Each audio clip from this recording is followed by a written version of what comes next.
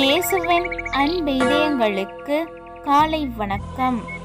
இந்த நாள் உங்களுக்கு ஆசீர்வாதமாக அமைய வாழ்த்துக்கள்.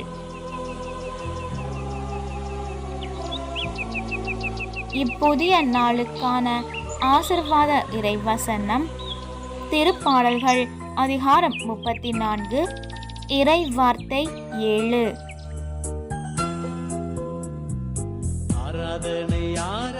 ஆண்டவருக்கு அஞ்சி வாழ்வோரை அவர் தம் தூதர் சூழ்ந்து நின்று காத்திடுவார். அற்புதமே அதிசய